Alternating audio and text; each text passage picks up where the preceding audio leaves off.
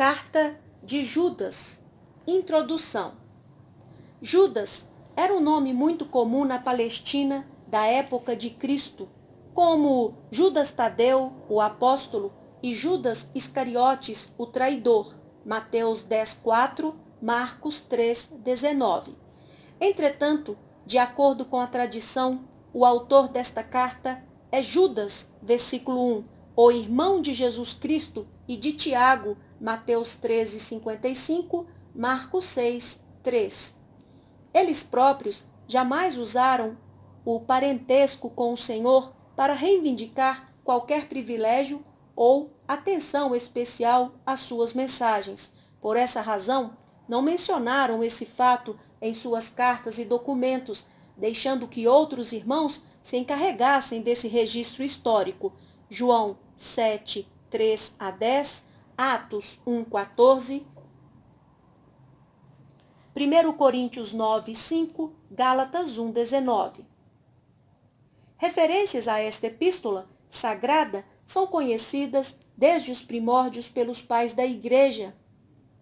Clemente de Roma, 96 d.C., Clemente de Alexandria, 155 a 215 d.C., Tertuliano, 150 a 222 d.C., e Orígenes, 185 a 253 d.C.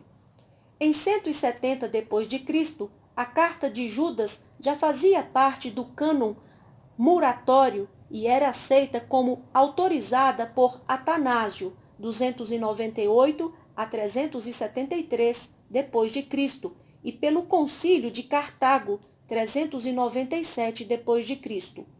Contudo, segundo Jerônimo e Dídimo, alguns críticos de sua época não aceitavam a canonicidade desta epístola por causa da citação de alguns escritos apócrifos, versículos 9 e 14.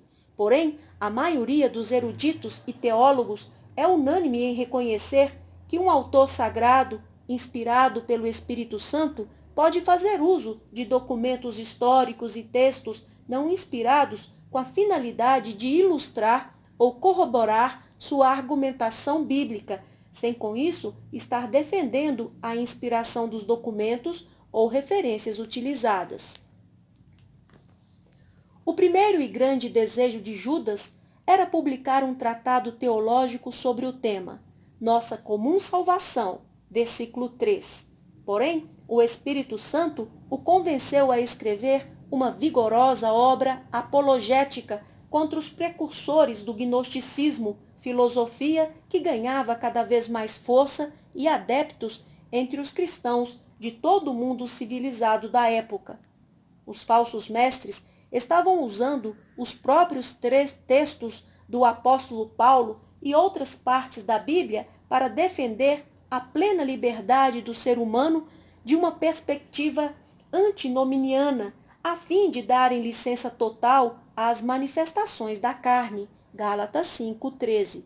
Essa confrontação se revela claramente na descrição que Judas faz dos falsos mestres, destacados como pessoas que adulteraram a graça de nosso Deus em libertinagem e negam Jesus Cristo, nosso único soberano e Senhor. Versículo 4.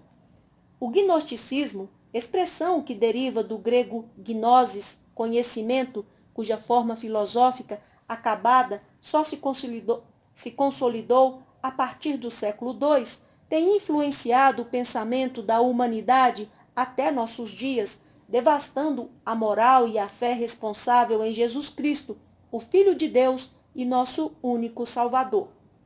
Em contraste com a atitude mundana dos falsos mestres, os cristãos devem demonstrar um amor fraternal, altruísta e espiritual.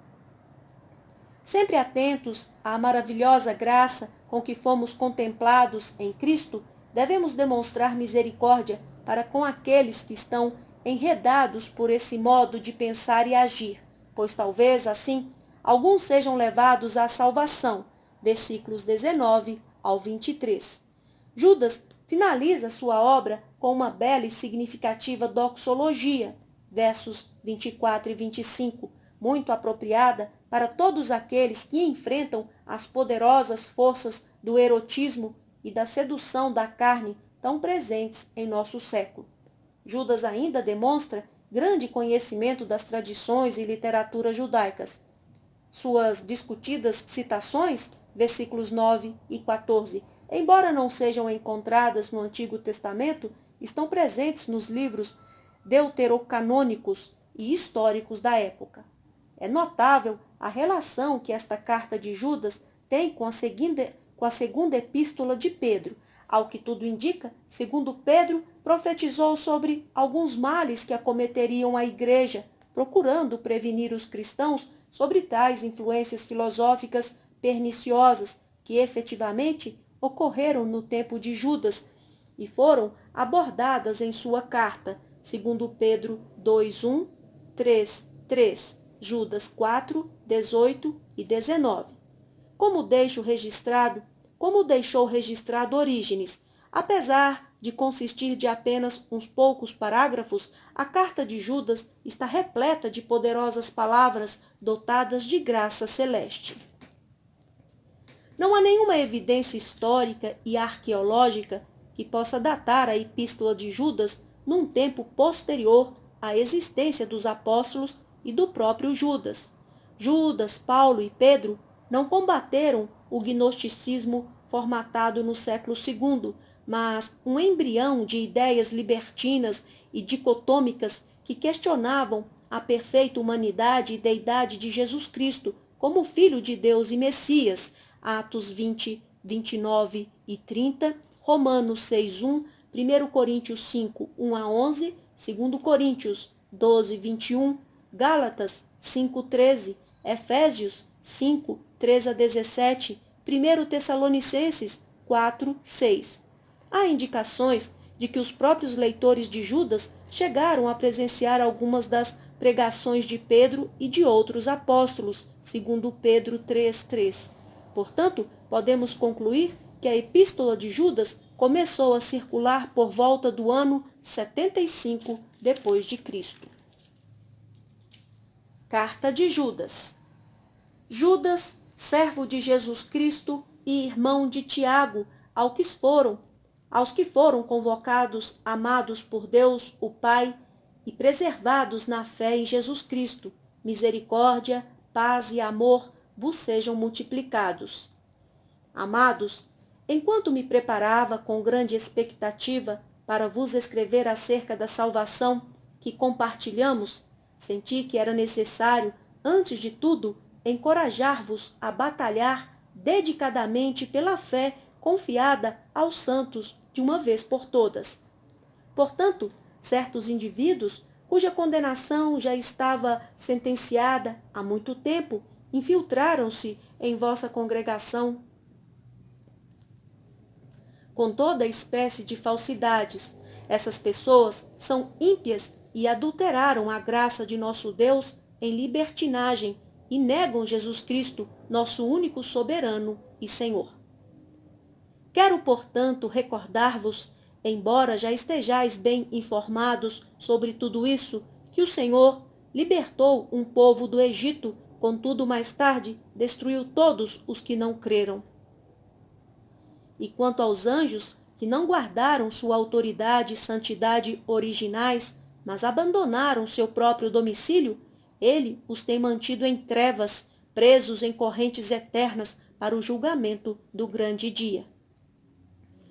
De maneira semelhante a estes, Sodoma e Gomorra e as cidades circunvizinhas entregaram-se à imoralidade e a todo tipo de depravação sexual. Estando sob o castigo do fogo eterno, essas cidades nos servem de exemplo. Ora, estes, da mesma forma, como alucinados inconsequentes, não apenas contaminam o próprio corpo, mas rejeitam toda a autoridade instituída e caluniam os seres celestiais. No entanto, nem mesmo o arcanjo Miguel, quando argumentava com o diabo e batalhava a respeito do corpo de Moisés, se atreveu a fazer qualquer acusação injuriosa contra o inimigo, limitando-se a declarar: "O Senhor te repreenda". Apesar disso, esses tais levianamente difamam tudo o que não compreendem e se corrompem até nas atitudes mais simples que aprendem por instinto, como animais irracionais se corrompem. Ai deles, portanto, trilharam o caminho de Caim, ávidos pelo lucro, se jogaram no erro de Balaão e foram fragados pela morte na rebelião de Corá. Essas pessoas participam de vossas reuniões e celebrações fraternais, banqueteando-se convosco sem o menor pudor. Agem como pastores que a si mesmos se apacentam, vagam como nuvens sem água, impelidas pelos ventos, são como árvores sem folhas nem fruto, 2 vezes mortas, arrancadas pela raiz. São como as ondas bravias do mar, espumando suas próprias indecências, estrelas errantes para as quais estão preparadas as mais densas trevas por toda a eternidade. Ora, foi quanto a esse que Enoque, o 7º a partir de Adão, profetizou: eis que vem o Senhor com milhares de seus santos, a fim de executar juízo sobre todos e convencer a todos os ímpios de todas as ações malignas que cometeram e de todas as palavras insolentes que os pecadores incrédulos proferiram contra ele. Tais pessoas vivem murmurando e se queixando, dominados por seus próprios desejos impuros. Sua boca proclama arrogância e usam de adulação para conquistar seus objetivos. Vós, entretanto, amados, lembrai-vos das palavras anteriormente proferidas pelos apóstolos de nosso Senhor Jesus Cristo, os quais vos alertavam: nos últimos tempos haverá zombadores que seguirão as suas próprias e ímpias vontades. Estes são os que provocam divisões entre vós, os quais são dominados pelas paixões de suas próprias almas e não têm o Espírito. Vós, porém, amados, edificai-vos na santíssima fé que tendes, orando no Espírito Santo.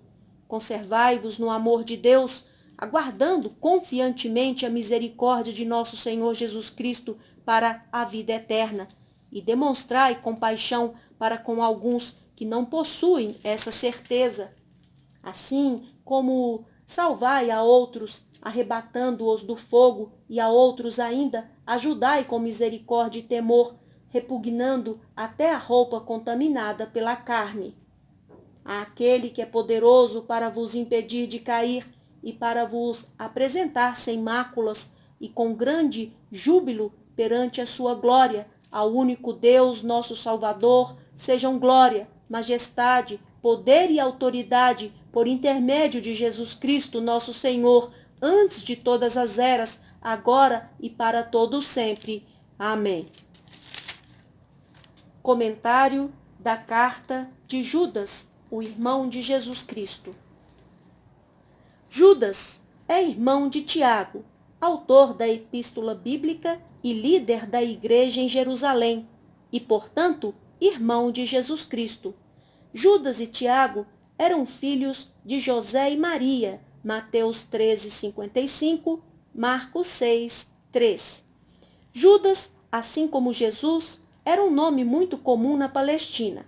É curioso que seus principais homônimos tenham entrado para a história como sinônimos de traição, violência e injustiça. Judas Iscariotes e Barrabás, em aramaico, filho do pai, ou Jesus em grego, Marcos 3:19, Mateus 27:16. O autor desta carta não se apresenta como apóstolo, mas servo, palavra que no original grego significa escravo do Senhor. Escreve aos convocados, aqueles que são atraídos pelo amor de Deus, e assevera que o Senhor sustenta todo o universo e cuida para que seus filhos sejam preservados e alcancem plenamente a herança eterna. Romanos 8:28-39, Colossenses 1:17, Hebreus 1:3. A palavra paz, em hebraico shalom, neste contexto, expressa o profundo descanso e bem-estar da alma que emanam da verdadeira experiência da graça de Deus, independentemente das circunstâncias momentâneas que todos nós atravessamos. João 14, 27, 20, 19, Gálatas 1, 3, Efésios 1, 2. Aqui, a expressão grega apagonizestai comunica o sentido de lutar com todas as forças contra os inimigos da fé e da sã doutrina, que são manipulados pelo diabo para atacar as verdades fundamentais da teologia cristã e perverter os incautos, segundo Timóteo 3,14. O Evangelho deve ser vivido e pregado sem qualquer adulteração. Gálatas 1, 9. Judas deixa bem claro seu reconhecimento à deidade de Cristo, uma vez que a expressão hebraica Senhor se refere ao nome de Deus no Antigo Testamento, Yahvé, o único e todo-poderoso Deus. Romanos 10, 9, 2 Pedro 2, 1 a 3. Três exemplos do juízo divino registrados na história do Antigo Testamento demonstram o perigo da delinquência do indivíduo e do afastamento da sociedade do temor do Senhor. A espiral descendente do pecado é basicamente sempre a mesma: falta de fé, abandono da santidade, imoralidade e perdição. O povo de Israel, ao cruzar o deserto rumo a Canaã, duvidou das promessas do Senhor. Em consequência, todos os adultos daquela geração morreram antes de entrar na terra prometida. Êxodo 12, 51, 32, 30 a 35. Números 14, 29 a 30. Deus organizou o céu e distribuiu aos anjos áreas de liderança, responsabilidade, autoridade e poder. Alguns anjos deixaram-se contaminar pela arrogância e egoísmo, revoltaram-se contra as ordens de Deus e transformaram-se no diabo, o inimigo, e seus anjos malignos. Alguns vieram para a terra e estabeleceram seu reino entre os seres humanos.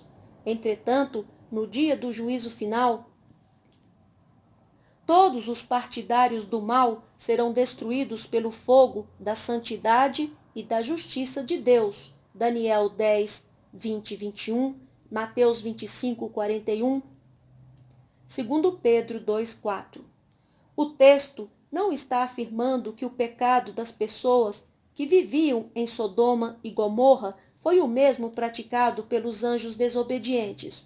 Judas está enfatizando que, seja qual for a maldade que campeie pelo universo e na história, essa maldade não ficará impune aos olhos justos de Deus.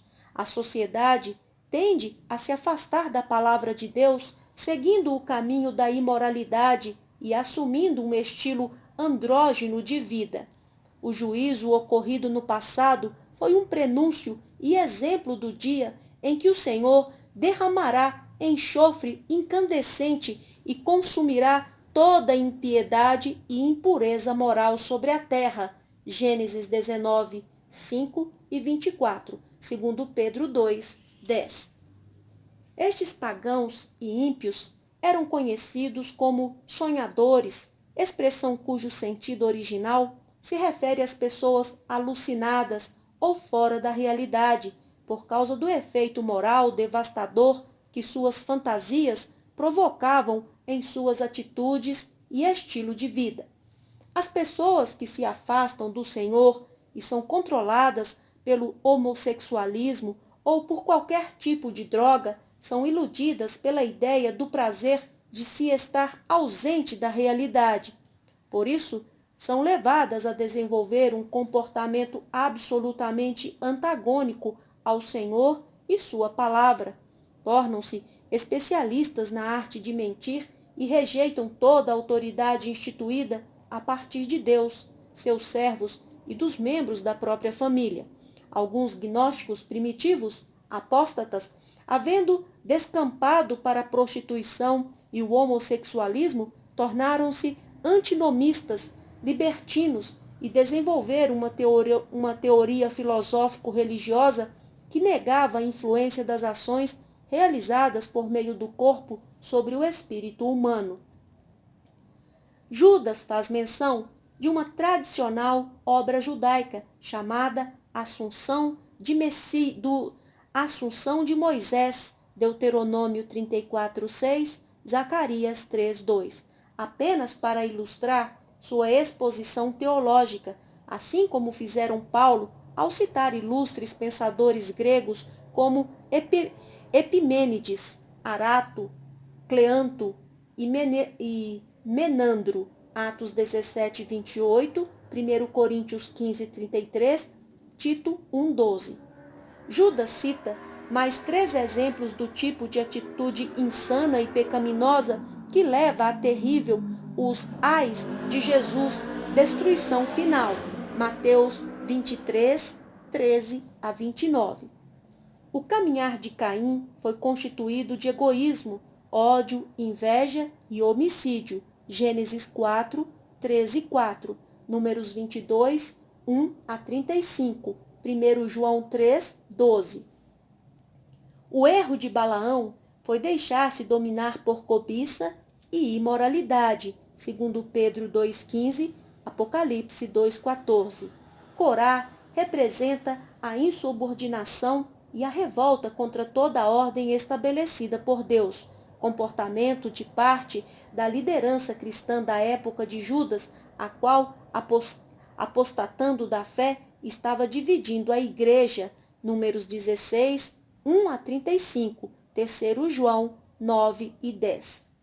O motivo da urgência e prioridade dessa mensagem, versículo 3, é que os mestres hereges estavam se infiltrando nas festas e celebrações cristãs, comuns entre os membros da igreja primitiva, com o propósito de disseminar seus ensinos libertinos e promíscuos, questionando a liderança cristã apostólica e impondo-se como novos líderes do conhecimento transcendental, gnose, ainda que suas vidas não demonstrassem qualquer manifestação do fruto da justiça. Colossenses 2, 19-23.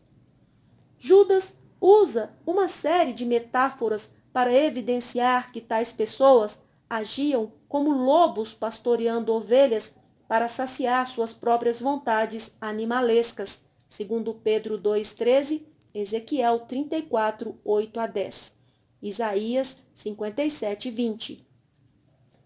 Entretanto, assim como as chamadas estrelas cadentes, meteoritos e cometas, que surgem com brilho e magnificência, tais mestres do mal logo serão incinerados e se desintegrarão nas trevas eternas.